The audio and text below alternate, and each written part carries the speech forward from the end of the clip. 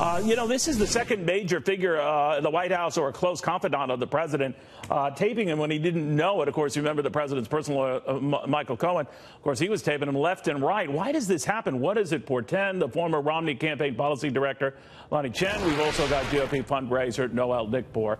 Noelle, ending with you, what do you think of this? I don't want to call it a trend, but it is the second prominent time we have seen proof that the president has been recorded unbeknownst to him.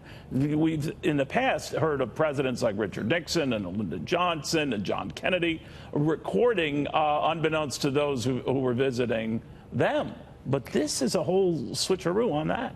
Yeah, this is very strange. It's a very strange deal that Donald Trump has people that are very close to the vest. You know, his own personal attorney that's supposed to be on his side taping the conversations. And on the flip side, you have Omarosa, who knew him back in the Apprentice days, that really Trump gave her start, her claim to fame.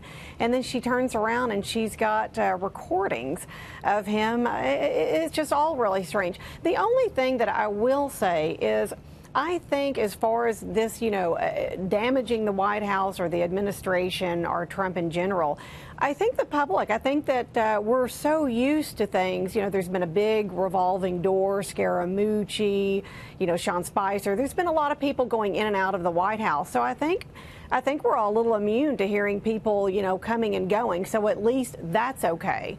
And I think there are other headlines that are going to be a lot more important in the days to come than Omarosa and her, her unhinged book. And I really think that a lot of people that are Trump supporters, that very serious base, they have already written Omarosa out. They have written her off because they feel like Donald Trump has been betrayed and they love Donald Trump and that is his solid base. So I think that if she's out and he doesn't like her and he's already nicknamed her wacky, I think his base has already written her off. What do you make of it all, though, Lenny? When you see this going on, it does call into question the loyalty the president can enjoy from aides, former aides, what have you. But a lot of them were doing this at a time when they supposedly liked the president. I can understand how fortunes change and all of that, and you fall out of love with someone. But it's weird in that this taping was presumably going on both in Michael Cohen's case and Omarosa's case when they presumably said publicly and exposed to the world that they liked him.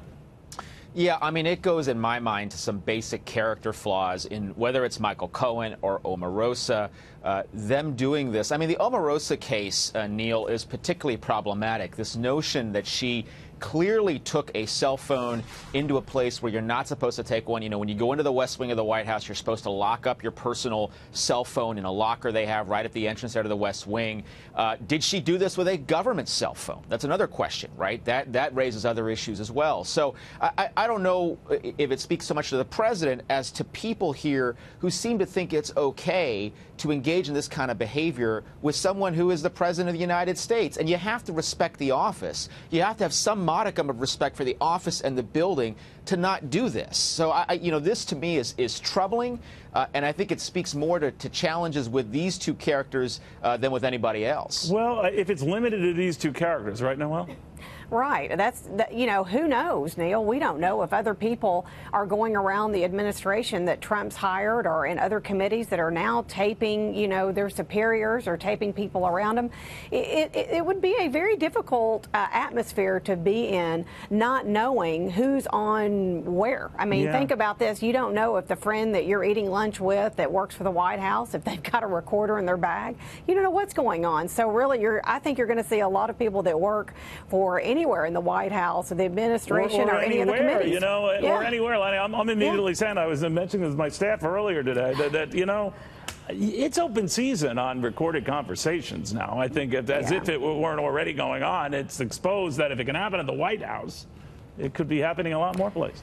True. Yeah, not very good. No, and the tough part of this, certainly the president is going to have challenges if there are recordings out there.